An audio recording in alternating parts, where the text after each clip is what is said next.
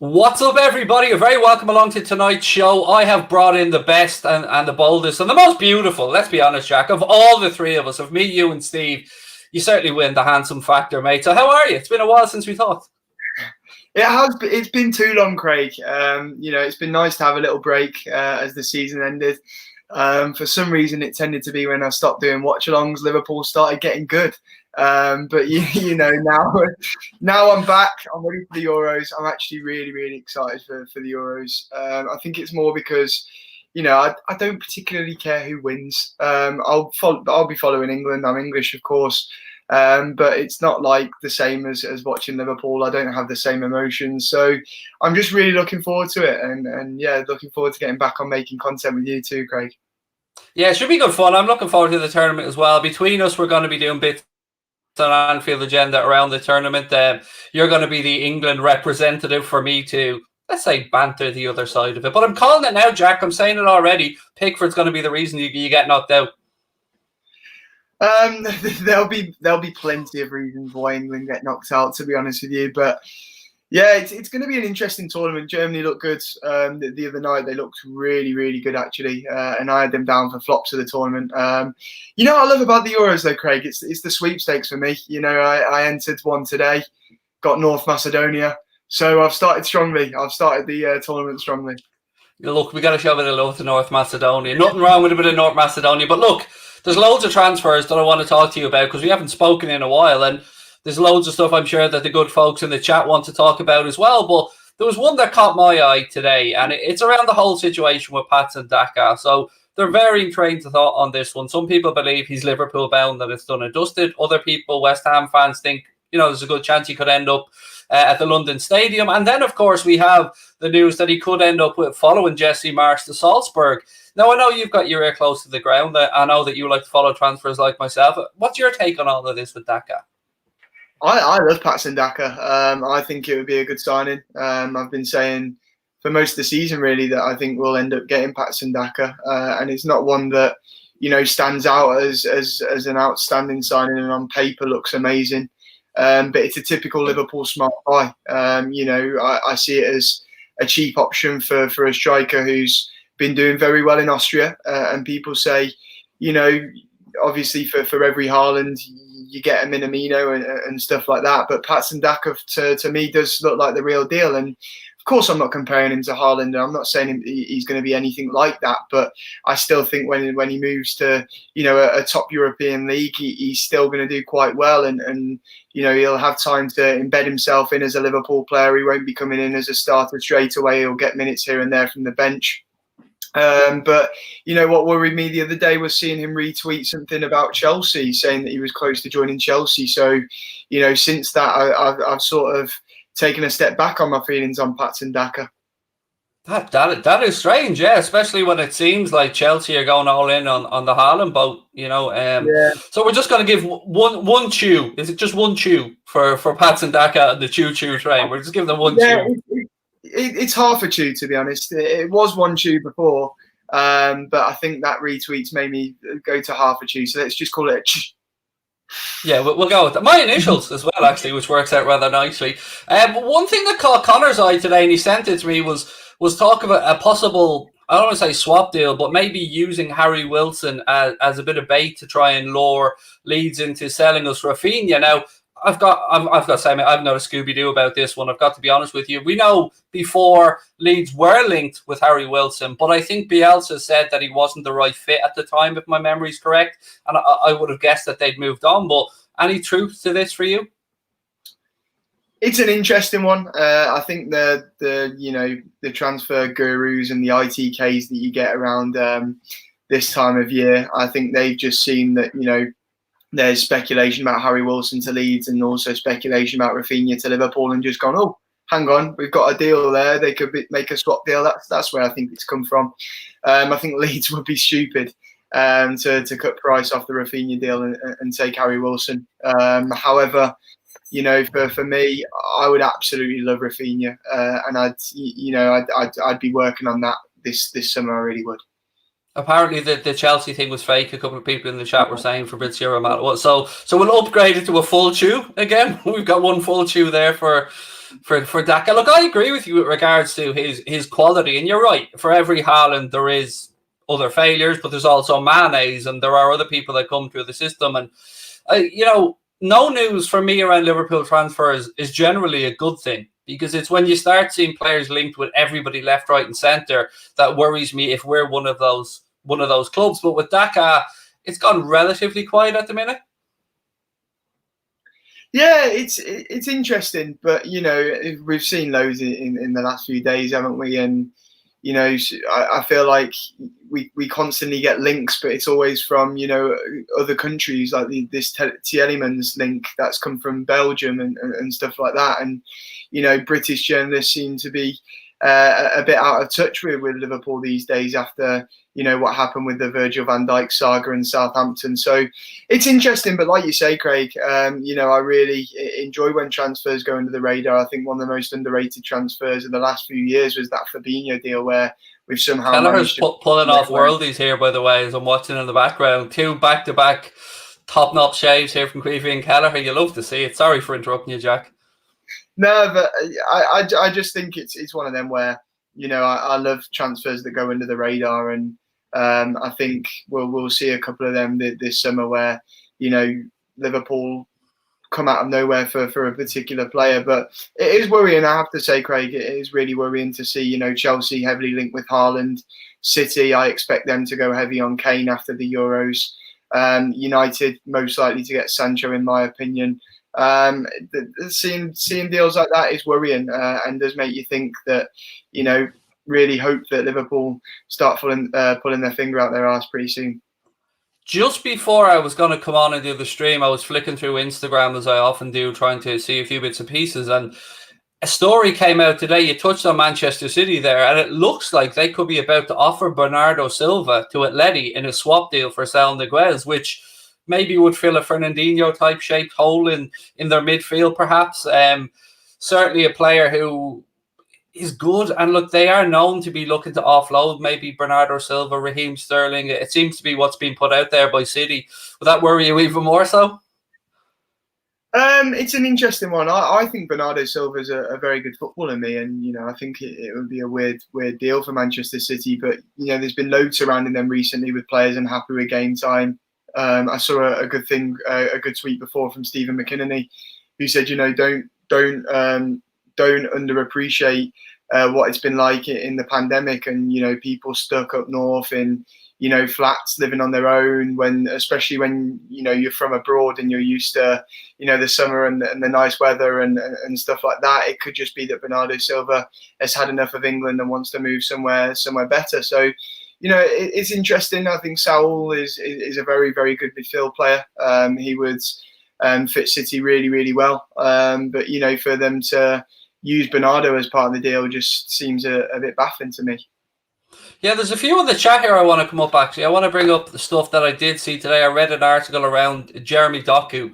Have you seen anything about this? Obviously, somebody whose name had been linked to Liverpool before, but I think it was a piece, maybe it was an opinion piece in the Echo that suggested that he could be a bargain if he has a good Euros, could be worth keeping an eye on him. Yeah, it's interesting that the next month is going to be weird, isn't it? Because in the Euros, you do often have players that come out of nowhere and then suddenly their value goes up loads. Personally, I'm hoping that Divock Origi has a very good tournament. But he didn't make the squad. I know. But, it's bad, mate, when Benteke is getting in there ahead of you. I know, but to be fair, Benteke plays more football than Divock Origi, doesn't he? Well, he's on a pitch more. Whether we call it playing football or not, I think that's open for debate. Xherdan Shaqiri is another one. He could have an incredible tournament with Switzerland, and that could raise his price tag, and it could benefit us. In the same way, Liverpool could have drawn up some lists of targets, and they do really, really well in this competition, and then suddenly more clubs get interested, and you're talking 10-15 million more. So it is going to be an interesting month. I think transfers will go quiet during that, and then it'll go busy again for the month afterwards. But yeah, it's going to be an interesting couple of months, this transfer window. Yeah, what I would say is, and I hope you'll agree with me on this, is I don't think Liverpool will sign anybody based on their performance in the Euros. I think we spoke about this before. Our tracking of players goes long, long, long way back. Like, as somebody rightly pointed out, and the reason I brought that comment up is Doku was shown around Anfield and Melwood and stuff at 16.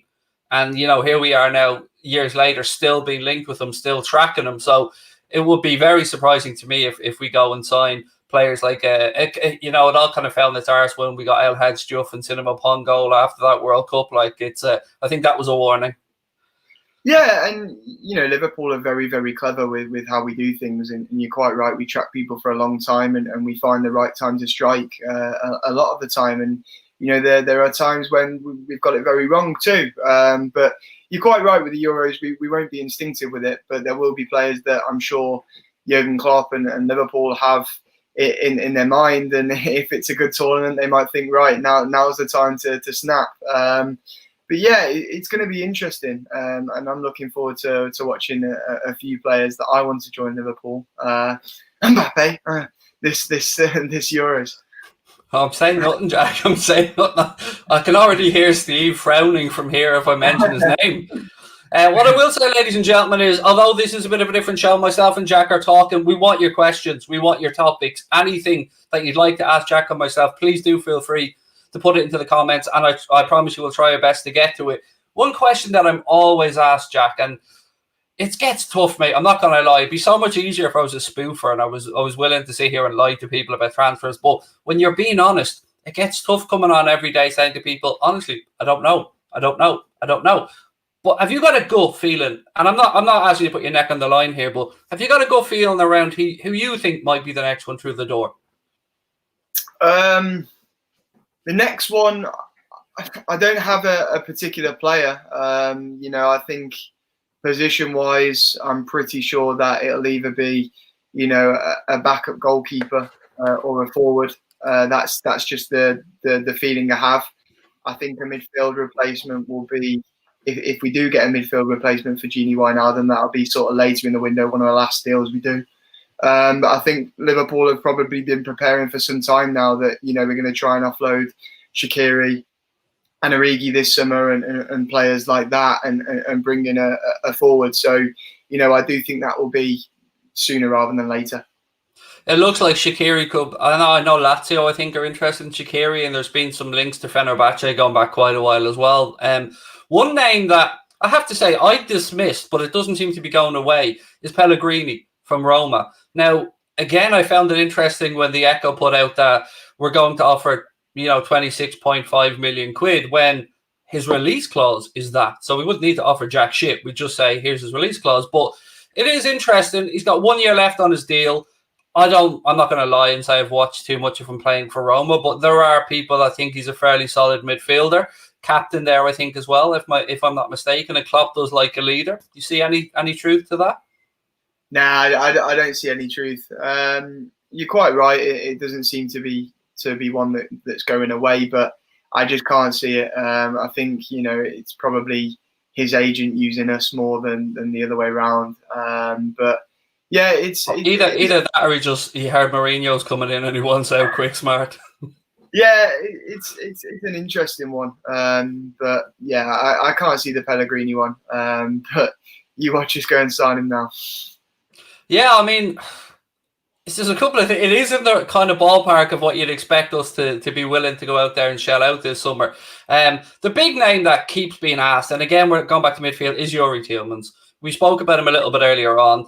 It has been coming from Belgium. But what I often say around these type of transfers, Jack, and you were spot on what you said earlier on, there's not much coming from the English side ever. But what I would say in defence of the British-based journalists is when the transfer is completed, they give you the full story. They give you the breakdown of how it all came about. You get the little details, and I really like that touch. But you're right, for the breaking stuff, it is usually the European side that breaks the stories. But do you think we can, one, afford Youri Tielemans this summer? And what do you think he might go for? That's the thing, isn't it? I think Leicester, by the way, I want to talk about Leicester because, the bits of business that I'm seeing them doing so far this window as well is already, spectacular. Edouard from Celtic, which I think is a really good buy. to add to their forward options already in Iheanacho and Vardy. You've got Samari from of course the French champions Lille. There's talk of Tarkowski going there as well. They're just so clever in the transfer market, Leicester. And in that being said too, they managed to get £80 million for Harry Maguire, and we're not pushovers like that, but they will demand a large fee for Yuri Tillemans, and that's why I cannot see it happening. And I think Belgian press will link him to us because they think Gini Wijnaldum has gone and we'll be looking for a midfield replacement. Tillemans is stalling on his contract. It seems to make sense when you're looking from the outside. However, if you think about it properly, it just doesn't make sense to me. And I think Liverpool will be looking at it and realising that there are cheaper options. And as much as I would really enjoy Yuri Tillemans at Liverpool, you've got to remember the English tax, the Premier League tax, and you've got to factor in the fact that Leicester are a direct rival of ours now. They're a rival of ours because they push for the top four now. Season by season, they've done it for the last couple of years. And you have to take them seriously because every transfer market, they grow, they get stronger, they do smart pieces of business. And, they're only going one direction, Leicester, and that's up. Yeah, what worries me, Jack, is the same old, same old. We hear certain things about, well, if we don't make the Champions League, we might not be able to do X and Y. But in fairness, Kloppo said that he doesn't think that would affect our business. But we have made the Champions League, and it seems to be that we're crying poor mouth yet again. Now, obviously, you're not going to go out there publicly and say, guess what, guys, we've a shitload of cash to spend.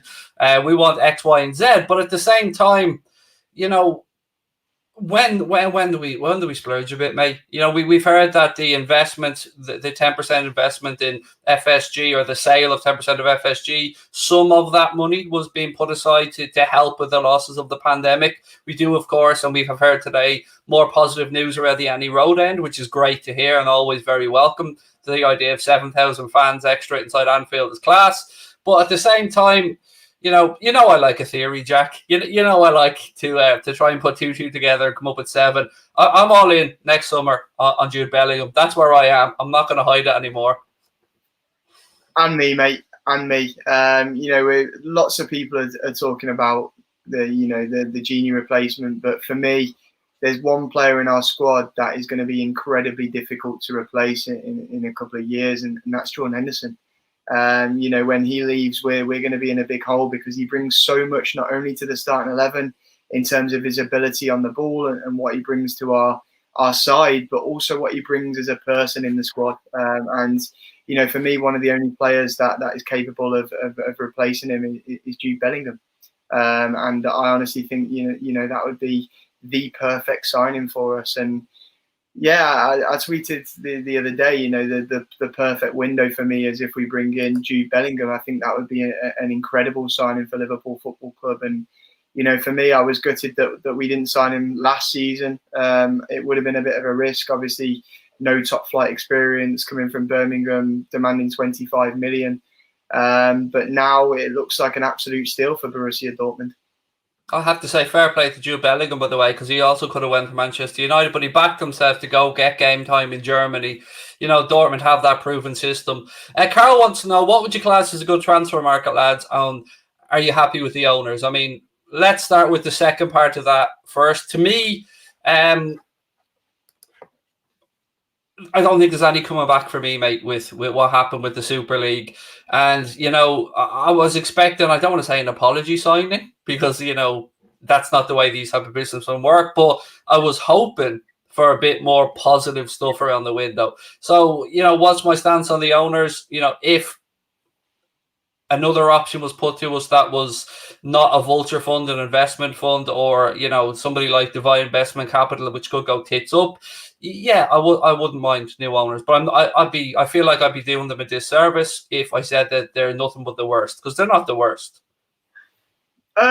It's an interesting topic. You're very right, and I'm on the same boat. I'm not a hypocrite. I said after the Super League thing that I'll never forgive them, and I haven't. I'm still very, very angered by what happened there. It's torn away a part of how I felt towards the game, because you realise that more than anything makes you realise how much of a business it's become. But there there are certain people that think that because of that, you can use it as an opportunity to try and force in, these big boy owners like City have, and I don't think that is what should be done. But I think this is a market where you're looking now and you're seeing that we may be left behind because Chelsea are going to spend big, City are going to spend big, United are going to spend big, and if we're not careful, at the minute we're neck and neck with them three. Where us four at the moment seem, above and beyond the rest, with maybe, a couple of other sides dipping their head in the sand a bit. But if we're not careful, we're going to fall behind very, very soon. And listen, before what happened with the Super League and stuff like that, I'd always praise FSG because they were clever, incredibly clever in the transfer market at times. But they're also quite naive at times too. And I fear that this may be another summer where they're a bit naive and we may fall behind because of that. I hope we don't, mate. But, I've been thinking about the situation with regards to who we should bring in, particularly around positions. And I've been trying to be as fair about this as I can. And one, Harvey Elliott's coming back. So do you bring in a RAPHINHA? Do you bring in another wide player that might block his pathway? Or does Klopp maybe go for a change? Does he go for somebody like a Houssam who, can play behind the front three, can drop in, find space?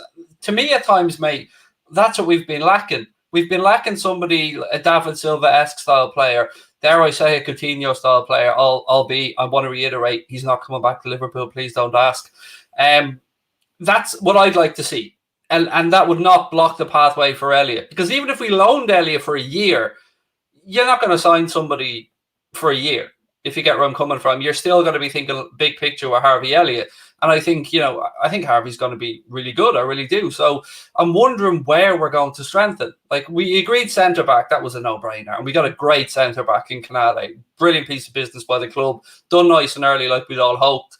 And I wonder with the system as well. Are we going to see a tweak the system? A lot of people asking for a back three. With that back three, we potentially need one central midfielder less, which could pave the way then down the line for Jude Bellingham. So there's a lot to get through there. I've kind of gone a bit rambly, but what are you expecting position-wise? Do you think we'll get a wide forward, or do you think we'll get a playmaker, or neither?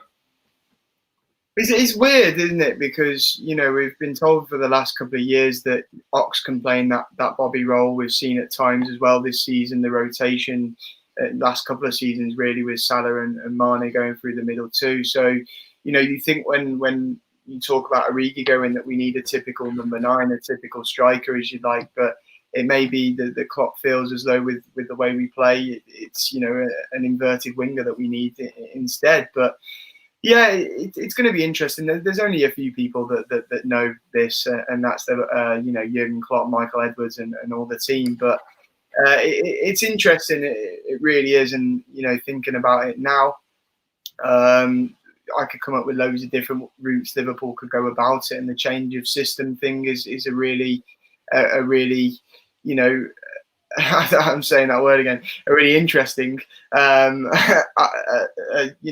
interesting concept, because I think there were times last season when it looked like we really did need to change the system because we were going to certain teams and teams were coming to Anfield and it seemed way too easy. But don't forget, we're getting so many players back. We're getting Henderson back, Virgil van Dijk back, ready for the new season.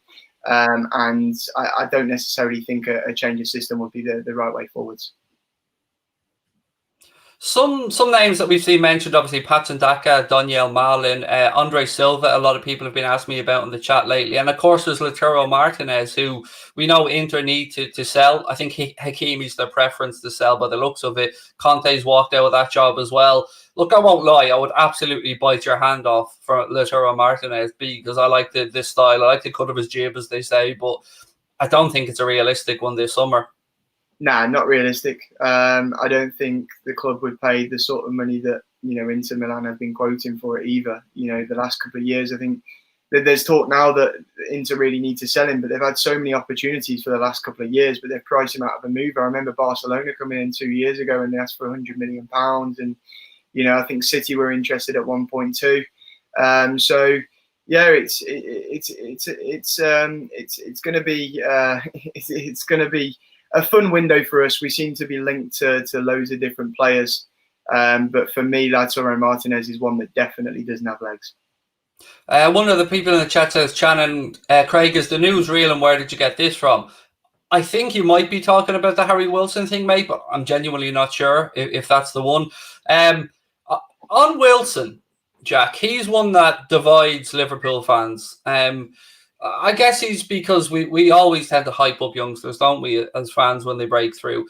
I mean, I've not seen enough in Wilson myself to suggest that he has enough to make it at Liverpool Football Club. Do you think differently on this? I know Steve thinks he could perhaps or should perhaps be given an opportunity. I think he's shite, mate. I honestly think he is so overrated. For me, he's a decent player. Can you hear that? It's the whole of Wales running to your gaff, mate. I think, no, don't get me wrong, he's a Liverpool player and, I back him and, I wish him all the best for the rest of his career. But for me, he's not good enough to get, for the level where we should be at and the level where we're going to. For me, I've said for the last couple of years that I think that Harry Wilson is a bit of a highlight reel player. And I think he's shown that when he was at Bournemouth, the sort of off the ball work that you need to do to play in a Jurgen Klopp team, he doesn't have. And I can't see him getting. He's had loan move after loan move. This season, I think, was the season where if Klopp wanted him in and around the Jurgen Klopp squad, he would have been kept around the squad. But instead, it was him that was offloaded, sent out on another loan. And now I think this is the summer where we're going to, cut our nose off to fight us to spite our face, and take a bit less for Harry Wilson in order to just get him off our books. And I think our issue was last summer that we were trying to hold out for too much. We saw that Burnley were heavily linked. At one point, they were bidding, sort of around £12 million, I believe, but Liverpool were just asking for more. But I think 12, 15 million is Harry Wilson's level. And listen, we know he can score a cracking free kick. We know he's very, very, he's a very, very good finisher at times, but he's just not consistent enough for me to be a Liverpool player. Yeah, I have to say I totally agree with you on that one. And we have done really well with sales before. I think you're right. For me, it will be a no on Wilson as well. There's an interesting question here from Carl, and he said, were Liverpool clever with the Brewster deal? Now, this is a very difficult one for me because it's one of those we'll never know situations right now, because obviously he went to Sheffield United, who didn't set up in a way that would get the best out of him, use his pace, get him behind the lines. And of course, the player himself has to take some responsibility. But I certainly think it's fair to say that I'd be amazed if we triggered that buyback clause. Well, we wouldn't be doing it after last season. Let's just say that. But it's a tough one, a really, really tough question, that, because what happened with Brewster last season means that Sheffield United may be more inclined to sell. And if that is the case, then we'll lose that buyback clause. And, I still think Ryan Brewster is an excellent talent, an excellent young talent. I just think he made the wrong decision. I worried about that at the time. It was either going to go one or two ways. It was going to be the perfect fit for him, or it was going to go the way it went. And unfortunately for Brewster, it was the latter. And it's going to be interesting to see what happens from here, because, in the Championship for Swansea in just a few months, when he joined in January on loan, he was outstanding. He got them single-handedly into the playoffs that season, and he could really, really, do a job for Sheffield United and help them get back up. But for me, he was working with Steve Cooper, wasn't he, at Swansea, who I think had worked with at England underage level as well. So obviously the manager had belief in him, and likewise Ryan would have had belief in the manager. Yeah, and for me, I thought at the time that Brighton may have been the better pick for him, but I'm not sure how interested Brighton were, whether that was just newspaper speculation or what. But yeah, it's a difficult question, because I honestly think Brewster's still got the talent, and I honestly think that in a couple of years, he will shine. I just think he may have to get out of Sheffield United to do that. But they've got a new manager now, Djukanovic, a man that I think is a very good manager, likes to play attacking football. So fingers crossed that he has an excellent season next season. I'll always be keeping an eye out for Ian Brewster. I'll always have a soft spot for him because, one, his father's a lovely man, and two, he came to our ranks. And another name that we've signed and brought in, and hasn't really had first team chances yet. But I know you like to keep an eye on the underage players. Is of course Kate Gordon, who came in from Derby, if my memory is correct, and he seems to have settled in pretty well. Would you expect him to go out on loan, or do you think he may be in and around the first team squad next season? Interesting one. Very, very, very good talent. Liverpool were very, very happy when we got him through the door. Cade Gordon was doing incredible things for the young Derby County side. I think a lot of them were hoping with, a lot of the Derby fans were hoping with the financial trouble that they're in, that they were hoping that he would get more first team minutes, but instead they lost him to us. And as you say, he's settling in perfectly. He really is. But I don't think he'll go on loan quite yet. I think, he's still quite young. He'll have a season in the under-23s next year, or at least half a season until January, and then we'll make a decision from there. But yeah, I reckon he may get some minutes in the cups and stuff like that, because he looks a fine young talent, as well as Musialowski and so many others at Liverpool at the moment. But we're about to lose one. Ethan Ennis is joining Manchester United, which is a really big loss for us.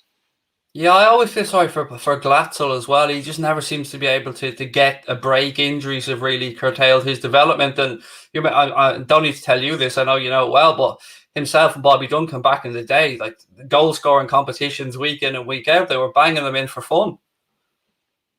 Yeah, I was at the Youth Cup final, Liverpool versus Man City a couple of years ago to cover that game, and Bobby Duncan and Paul Glatzel that whole season were outstanding, and I never thought it would be, the last time that I saw them two play football together. Bobby Duncan, obviously, we know what happened there. I'm sick of talking about that, but look where his career's gone. Paul Glatzel is one that I've been... His haircut alone deserved him to fuck off. I won't lie to you. But Paul Glatzel is one that really, really upsets me, because I think he had potential to adjust to a sort of Bobby Firmino role as well. And I know that Klopp had big plans for Paul Glatzel, and you only have to know that after his first long-term injury, when he first came back into training, and Klopp name dropped him straight away in training, he'd never trained with the first team prior to that. So it's one of them where I'm absolutely gutted for him. He struggled with injuries last season too. And it's about him recovering now from that, and us as Liverpool fans not expecting too much, because he needs, a full season in playing either youth football or on a loan somewhere before we can even think about the first team for him, in my opinion. I'm glad you're actually on tonight, because I just remembered a question that I keep pawning off, saying, I'll ask Jack when he's on, I'll ask Jack when he's on. I often get asked who to keep an eye on coming through from the academy. What young talents are there right now that, could perhaps make it all the way? And look, I'm always honest about this. I've limited knowledge of the academy and how we play and the players that are there. But I know you certainly cover it a lot on Twitter and watch a lot of the games. Anybody for you, apart from the obvious, that stands out as a prospect? Yeah, there's the obvious. There's obviously Musialowski, who a lot of Liverpool fans have their eye on at the moment. Billy Cometio, who I know everyone at the start of the season was hyping up, and he's gone under the radar a bit because of how low we were on centre backs at one point this season, and Cometio still didn't really get a sniff. But for me, give him a couple of years, and that man will be a very, very good talent. But for me, the one I'm going to pick out today has to be James Balagizi.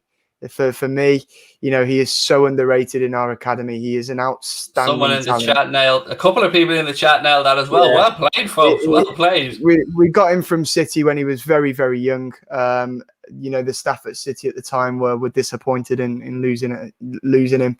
And his first couple of seasons under 16s, and then you saw him on the fringes of the under 18s, but he had injury problems here and there. And this season, he's just been absolutely outstanding. And for me, a lot of people point to the obvious. You've got Clarkson, Jake Kane, Musialowski, who shines. You've even got Ethan Cannonier, who was, the ball boy in the Barcelona game, who has come through this season. He can give him a contract just for that. Just for that, he deserves a contract. But yeah, Balagizi is the one where I have to point people to, because for me, he doesn't get the praise he deserves off Liverpool fans, because he really is special. As a member of the Goalkeepers Union, I'll give a shout out to Gianluigi Pitaluga as well, as somebody worth keeping an eye on moving forward. Here's one from Shay, and in all honesty, I forgot to mention this guy's name today. That is, would you get Vlahovic over Daka? But let's just ignore the over part and just what your opinions are on the Fiorentina centre forward. I don't know too much about him, to be honest. I don't watch too much Italian football. I've had my targets, and Craig, for a while I've wanted Patson Daka. He's been a player that I've had my eye on, but I have to admit, in recent days, having seen links to Vlahovic, I've watched the odd video here or there, and the ones that sell you to a player, and I do think that we're going to get linked to a lot of strikers like him. But yeah, it would be a good deal for Liverpool, in my opinion, if we can get him for a decent price.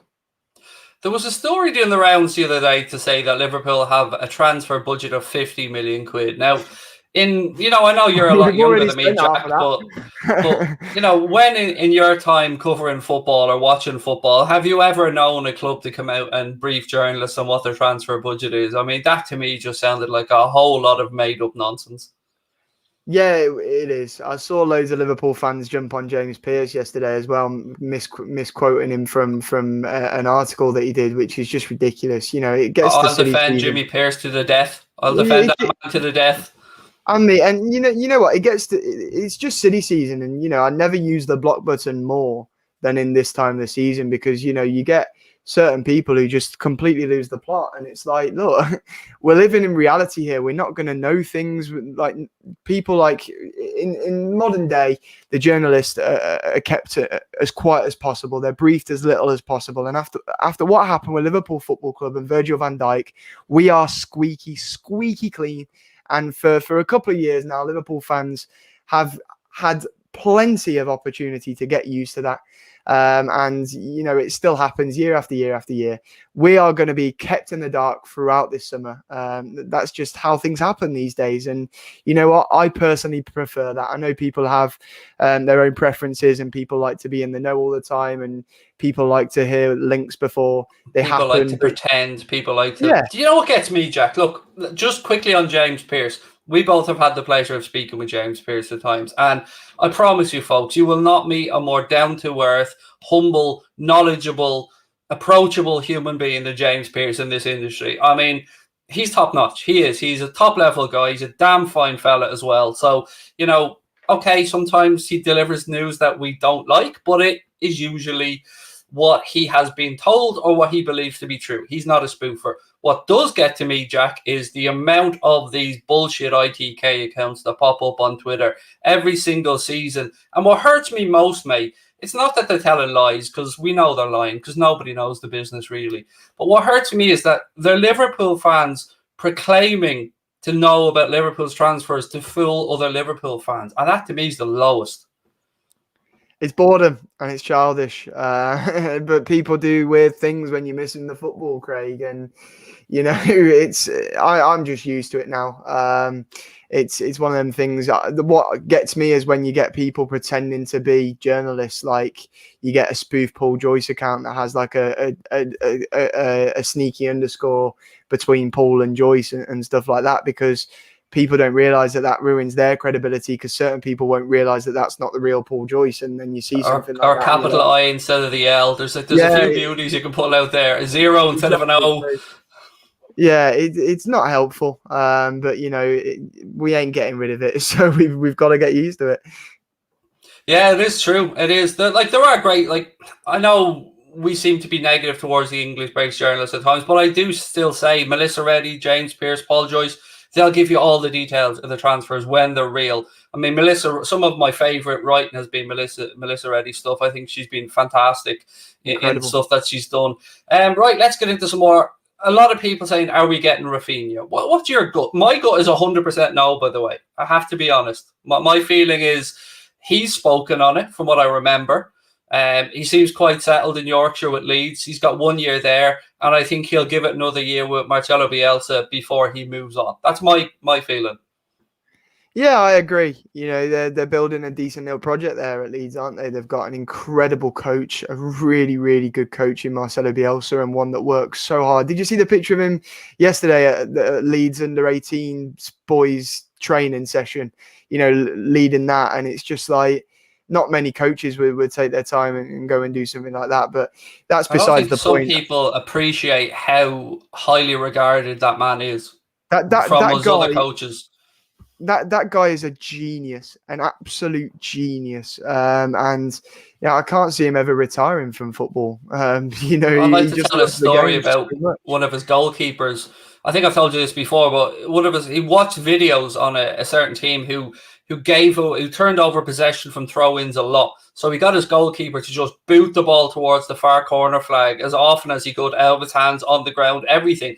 The home fans were jeering him, and it was only after the game that he could explain, look, I was told to do this by Bielsa because he'd noticed that they turn over possession from throw-ins a lot, and they scored from it. They scored from doing it in the game. The man's a genius, as you've said. He's incredible, and what he's done for Leeds. Leeds were away from the big time for so long. I'm at the sort of age where I don't necessarily remember how good Leeds once were, but I'm sure you do, Craig. And for them to. I remember the Harry Kewell days, but come on, man! I wasn't there for the whatchamacallit days with some of the Irish players that were there. No, I wasn't that. I'm not that old, mate. Although I do have uncles that support Leeds. But it's for me, Leeds were missing for far too long for the size of that football club. And Bielsa comes in straight away, completely changes loads about the club. Gets them working so hard. How hard you have to work to fit into a Bielsa side, which is why the Wilson thing for me doesn't really make sense, because off the ball he doesn't really work much at all. But yeah, I just think for me, Leeds are building an exciting project, and I can't see them A, selling RAPHINHA to us, and B, I think RAPHINHA, as you say, will want to stay there for at least a year more. Great show here from Brooklyn, actually. I spoke about this yesterday. What about Kelleher being linked with a loan move to Ipswich? Now, after tonight's performance, I would expect Barcelona, Paris Saint-Germain, Real Madrid, and all the big hitters to be after Quiveen. But look, in all honesty, Jack, the club have made it known that he has stepped up the pecking order. He is the Liverpool number 2, but also let it be known that most likely because of his development and the fact Stephen Kenny, the Irish manager, wants him to get more game time, he probably will go out on loan. Do you think Ipswich would be a decent move, or do you think maybe he could look at a Premier League club? I think he's a lot better than a League One Ipswich. That's for sure. When I first heard about the loan, it was okay, maybe a club coming up from the Championship or a Championship side, or even going abroad.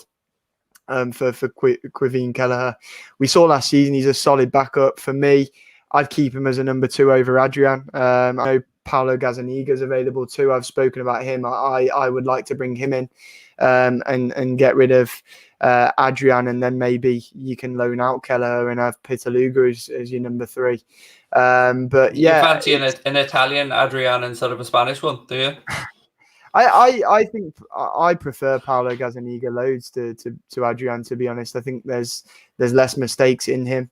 I'm not saying he's flawless, not at all, but I do think he's better than Adrian. And I think there's a lot of Liverpool fans that after what happened against Atletico Madrid just wants to see the back of Adrian. But don't forget, we've still got Karius on our books as well. Oh God, yeah, I forgot about that.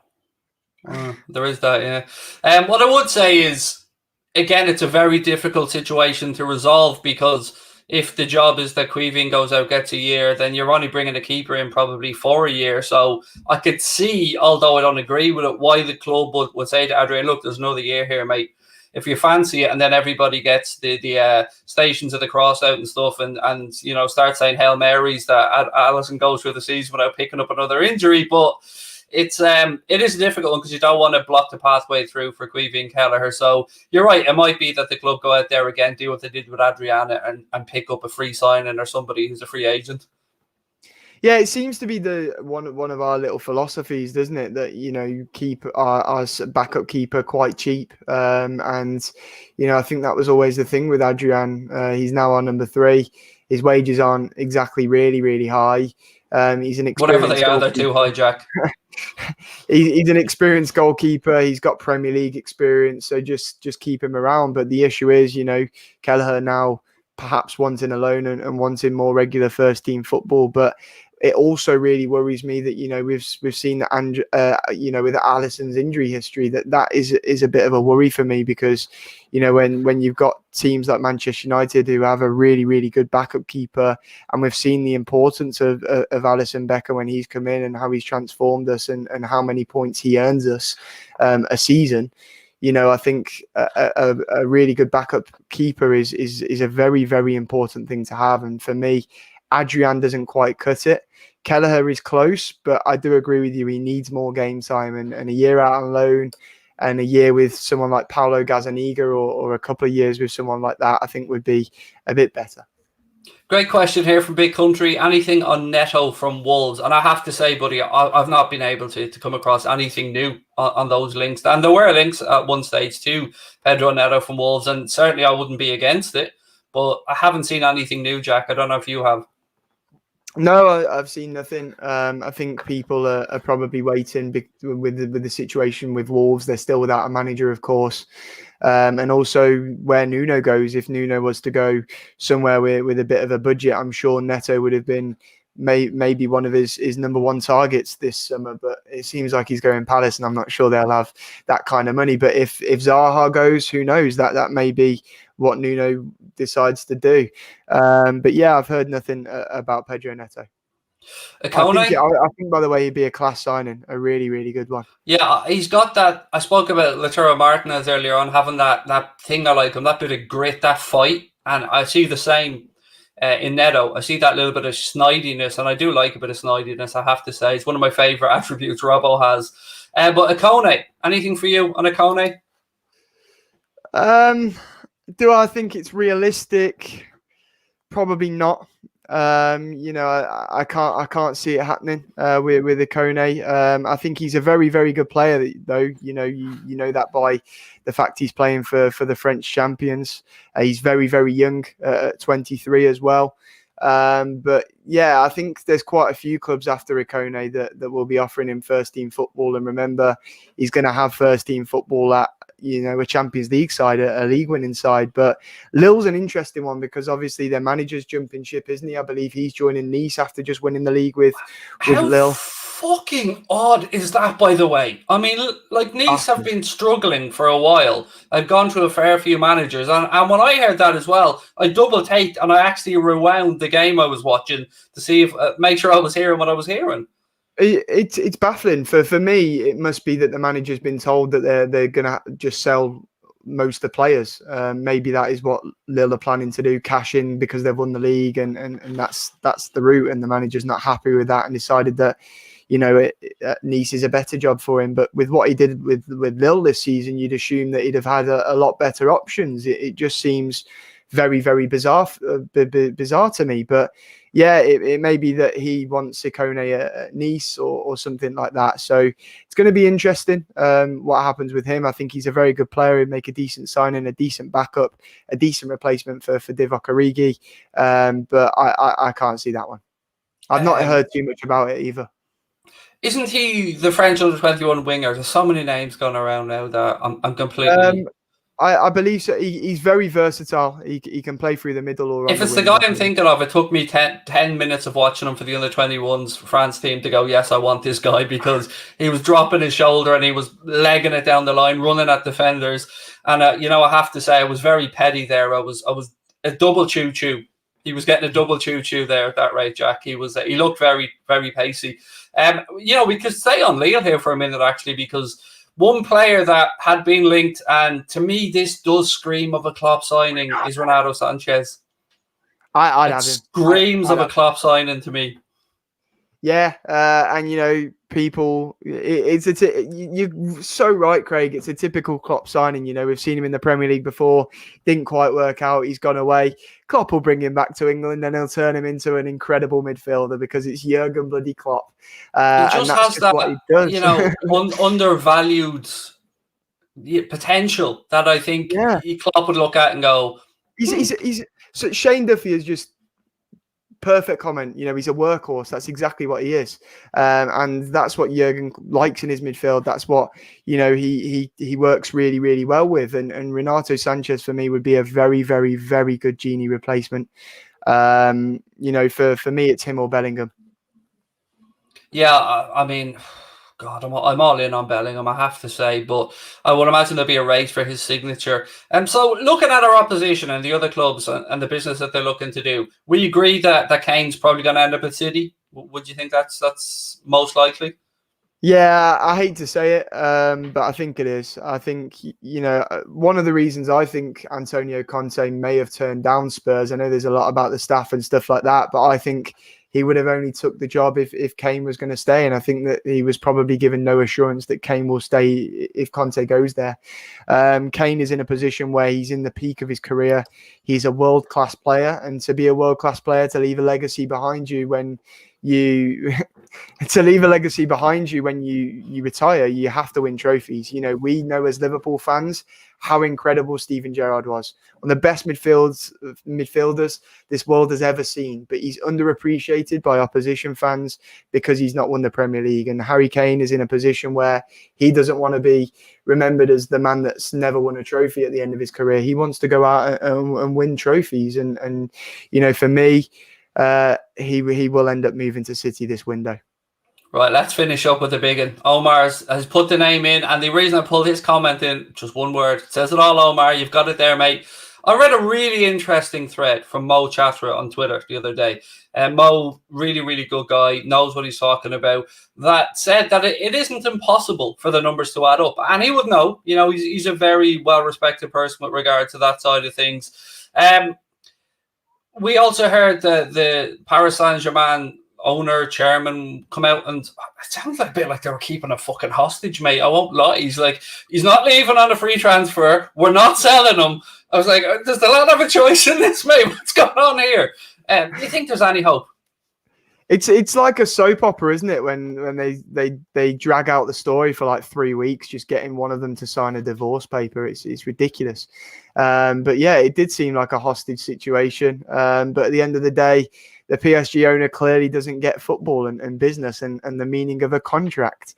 If Mbappé doesn't want to sign a contract, he doesn't have to sign a contract, and he's letting time tick, isn't he? And you know, he's only got a year left on that contract. Now's the time if you want to get Mbappé to do it. Neymar's just signed a new deal. He reminds me of the guy from The Simpsons, the evil character that said, "When you go home, Kylian, there's going to be another story in your house."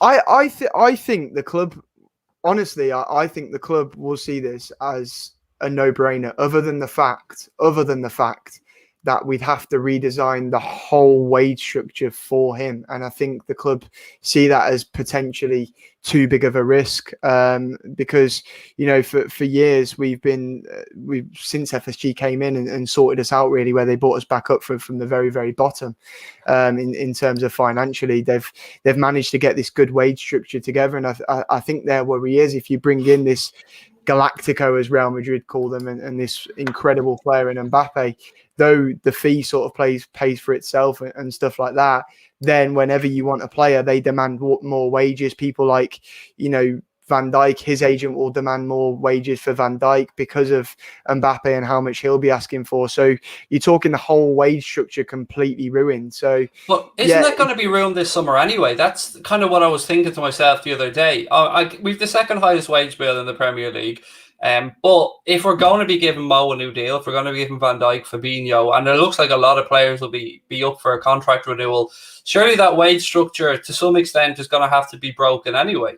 But all of a sudden, if you sign Mbappe this window, and then you go, okay, we've signed Mbappe, now we're going to get these players tied into contracts, but those players go, actually, no, because you've just given Mbappe this much, so I want this much more, and then all of a sudden you've got a problem on your hands.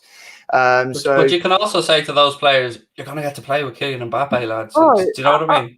Absolutely, and you'll get players who are like, yeah, I really want to, but you have to understand, Craig, that for every player, there's a dickhead agent, and you know, there's these agents will demand as much. The Donnarumma thing is a perfect example of this. I saw this morning. He's going to PSG. He's going to get 60 million over 3 years, I believe, or 2 years, or something like that. Mina Raiola is getting 20 million just for agreeing for it to Such a happen. greasy It's ridiculous. bastard, isn't And he? I know he's the worst of the lot, but that's what agents are. And if agents see, you know, Liverpool breaking their wage structure and stuff like that, all of a sudden you're going to get the very outspoken Mohamed Salah agent on Twitter, that Rami lad. He's going to demand more money for Mo, and it's just going to get very, very complicated. So that is the one reason why I think Liverpool won't sign Kylian Mbappé. I think that we would be very interested, and there's lots to talk about Liverpool really, really wanting to bring in this star signing, this generational talent, and that's why, you know, I think we probably have considered it, but I think it is maybe too much of a risk. That's what makes it all the more annoying and frustrating, though, isn't it? Because this is the summer where some of these players are potentially available. And, you know, for those that think FSG would balk a Kylian Mbappé or have no interest, I'll remind you, they brought him on a private tour and they're playing around the Bay of Nice or something like that before he went and signed for PSG. So they certainly are aware of the brand power of him, the night crossover, and what it would bring. Now, you're right. The numbers, you know, you're not going to sell enough shirts to pay his wages and stuff like that. Maybe Nike could do something. I don't know, but it'll be interesting to see what happens with him regardless, where he ends up or if he signs on a PSG. I mean, I'm very intrigued to see it. It feels like PSG are, unless they know something we don't know, it feels like they're really upping the pressure. Yeah, it's a strange one. You know, we don't know what's going on at PSG either. There was a lot of talk that, you know, after just a few months, Maurizio Pochettino was ready to go back to Spurs, and leaving PSG for Spurs, regardless of the history. That, you know, you're talking about a team that's fired you. So it seemed really bizarre to me, and I know that's now gone very, very quiet, but if that's the case, I wonder what is going on behind the scenes at Paris Saint-Germain. But Mbappé, like you say, mate, it's going to be interesting to see where he ends up. I think the Haaland stuff has a big say in that too, because I think if Haaland moves to anywhere but Real Madrid will go all out for Kylian Mbappé. And we've seen that with all the Ramos stuff, all the Ramos links away. He's still not signed a new deal. And he's, well. Did you hear what he's apparently said, though? He's been ringing around other players apparently to tell them not to take, you know, they're all been offered wage cuts, or they've had to take wage cuts because the club want to sign Mbappe and don't sign up to them. Yeah, and you know what? Fair play to him, because, you know, we know what Florentino Perez has tried to do this year, because he's in the club's in crippling debt, and now all of a sudden they're doing everything they can to try and sign more Galacticos. But do you think it's realistic? See, this is where I don't understand, not from the financial point of view, but if I'm Mbappe, you can get all the assurances you want from Florentino Perez that they will be in the Champions League, but they may not be. They may be booted out of it for a couple of seasons because they still persist, along with Barcelona and Juventus, with the Super League project, and they won't renounce it. They won't step away. Because they're skint. And for them, it's you know, the risk is better than what they've got at the minute, because what they've got at the minute, they won't be able to afford Mbappe anyway without getting themselves in loads of financial trouble. So, you know, Barcelona, we know, are in a similar problem, which makes it even more bizarre what happened with the Messi saga last year. You'd have thought that, you know, I know he is an incredible player for them, and you know, he is that football club really now, isn't he? Lionel Messi, he really is holding Barcelona together. However, with the amount of money that they're paying him, you'd have thought that by getting him off their books last year, that may have helped them financially. But yeah, those two teams, as well as the whole of La Liga, is in real financial trouble, mate. And, you know, that's why they're persisting with the Super League. That's why I'd like Liverpool owners right now to really ramp home the power that is the Premier League from our side as well, and flex that financial muscle. And you know, we criticize FSG, and I said, well, you know, I'll never forgive them, but they are very, you know, they are very clever on the business front. They are very clever on the business side of things. You know, you have to remember they've brought this club back up from the point where, you know, financially we were an absolute mess. You know, we were days away from going into some real financial issues, and they've brought us back up. They've created what we've got today. And business-wise, they are very, very clever. And that's just not what you've had at clubs like Manchester United over the years. You've seen what they've got with their wage structure, the likes of Barca and Real Madrid, who have just been stupid in the transfer market, and they'll continue to be stupid in the transfer market. They're offering Messi a 10-year deal, apparently. Did you see that? Yeah, it baffles me. It really, really does. It must have some coaching role involved in it as well. But I wonder if they're signing themselves up to continue paying his player wages to have him as a first team coach.